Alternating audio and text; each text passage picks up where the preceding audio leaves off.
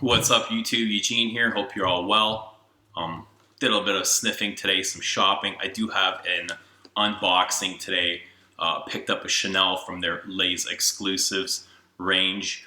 Was originally supposed to meet up with Christo and do a house spotlight on Frederick Mall. That didn't pan out. I really didn't have... I had all the kids with me today. My wife's gone out, and I didn't really have anything to do for them, so we're just going to kind of postpone that for another time. Hopefully soon. We've already shot the video twice. Ever since then, we've both picked up like numerous bottles of Frederick Mall, so we'd like to add those in the video. But before I begin this, I do want to give a quick shout out to one of my favorite YouTube perfume reviewers, Lanyard Smith from the Lanyard Smith channel and Sense Memory blog, who is a diehard Chanel fanatic and very passionate about Chanel and perfume in general. Love watching his channel.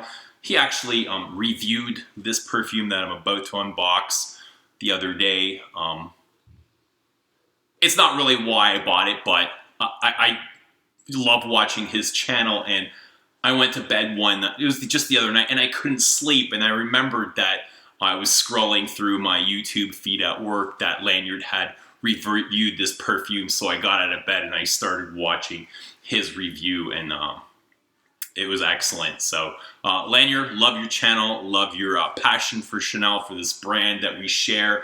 We had actually both reviewed Coromandel and released it up on pretty much the same day, or one of us had released it the day after each other back a few years ago, so that was quite interesting. And yeah, anyway, I was able to hit the Chanel boutique. It wasn't the boutique, it was actually, I want to give another shout out. If you are in the greater Toronto area, there is now a Chanel counter at the Square One shopping center in Mississauga, inside of the Holt Renfrew, and they do carry the Lay's Exclusives, and that's where I've been buying my retail Chanel's lately. They just opened up about a year ago, and I have met some great staff there. Cynthia, Vula, Amanda, all awesomely trained staff. Cynthia has been with Chanel for 30 years now. She knows the history inside and out. I sit there and we talk about Chanel for hours. She pretty much educates and schools me. She has me sniffing all the pure parfums.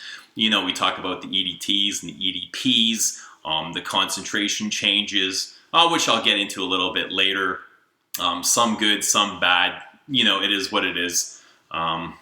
So yeah, shout out to them. If you guys are in the GTA, go check out that crew at the Square One shopping center. But okay, we'll get right into this now.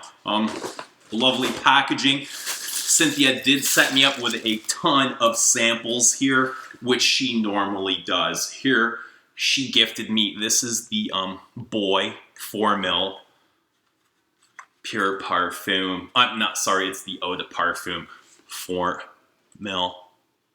And these are just like little collectibles, which I love. They actually have a coffret set with all 15 or 16 of these. I'd love to get one of those.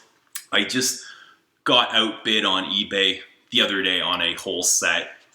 It was quite cheap too, and I just didn't give my maximum bid, and I lost out, but hopefully I'll be able to get one sooner or later. Cynthia says they did used to sell them here at the boutique, but they just stopped. But apparently in Europe, they give them out as gifts to their customers, which is actually quite amazing and an excellent gift. But here we have some samples. I'm not quite sure what she had sampled me, but I asked her just really to give me as much as she could, because I do love my samples and love trying new things. So here we have, there's actually quite a number of samples here. These are all Eau de Parfums, the new concentrations. Cuir de Russie, Jersey, which I contemplated buying today, Jersey, but I actually gone with this one just because it was my scent of the day, and I could not resist. I had to have it, so hopefully Jersey, which I love in the Eau de Parfum concentration, I will pick up next. I got here Sycamore, Bella Espiro, number 18, all lovely perfumes. We got another package here. Here we have, oh, Bleu de Chanel Eau de Parfum, which makes a great car freshener. Coromandel. We have 31 Rue Cambon, which I'm actually wearing right now, 31 Rue Cambon. I kind of spritz myself at the store, the Eau de Parfum, and it was quite different than I remember the Eau de Toilette. Not better or worse, just different. The opening, kind of disappointing, but now that I've been wearing it for about an hour, you know, I gotta say, it's pretty much turns into what 31 Rue Cambon Eau de Toilette was. And that's kind of how I'm finding all the concentrations, all the perfumes from Eau de Toilette to Eau de Parfum are. They're just really different in the opening, and they dry down to what they originally used to be. Here we have a sample of La Pausa, which is gorgeous, Misia, and Beige. So thank you so much, Cynthia and the staff at Holtz, for all these wonderful samples. Here we've got the actual bottle, packaged always very nicely. Look at this.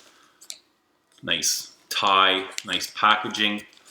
They really take their time. They take care of their customers. While I was shopping, I had my children there with me.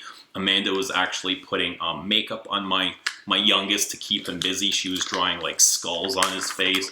She gave him like the skull mask, and he kind of looked like the Punisher when we had left. Here is, so you can see for yourself, this is La Pausa Eau de Parfum. They took out, it used to be 28 La Pausa, and they kind of changed the name after they've reconcentrated it. So I wore 28 La Pausa Eau de Toilette the other day, and I wore La Pausa Eau de Parfum this morning. And I have to say I was quite disappointed, and I do prefer the Eau de Toilette. Especially the opening 10 minutes, and that's where I would say is the major bulk of the change to this perfume is the opening 10 minutes. I found the Eau de Toilette was more dramatic, more going on. The iris was a little bit more rubbery, and it was kind of like the typical, I can't say typical because it's not a typical iris. This is probably the most beautiful iris in all of perfume that Chanel uses, but it was, you know, the typical iris that Chanel uses in all of their perfumes. Rubbery, is very floral, of course, earthy, dry, rooty. So that iris has changed the most, and in the perfume, you know, it's still earthy and dry, but it's lost kind of that, I can't even say white floral. It's lost a little bit of that floral and rubberiness, which I love so much. That rubbery, that rubberiness I'd get in 1932, I would get in Coco Noir. I think they use a little bit of iris in there. But ultimately, I can't say that they have ruined this perfume, because they haven't. It's absolutely, it's gorgeous. It's stunning. When I wore it today, I couldn't stop, you know, just saying how beautiful this was. And I wouldn't have bought it if I didn't think so. It dries down. They've added a little bit of dry vetiver to this. There's a leathery, I can't say even it's a note. It's a leathery accord, a vibe. Love the sound of shrink wrap, new shrink wrap, new bottles. Oh, here is La Pausa. I must say it's the gold standard for iris. I can't think of a better iris-based perfume than La Pausa. As light as this is, it is totally worth just owning. Let me spray some on.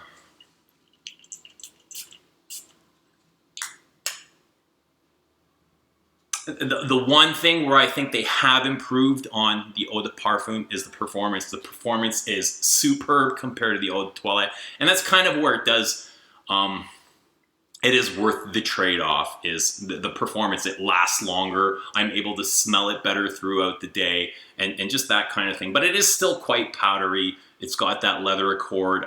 It's quite musky. not very musky, but there is a little bit of musk. And right now I'm getting earthy, rooty orris. That's what I'm smelling right now.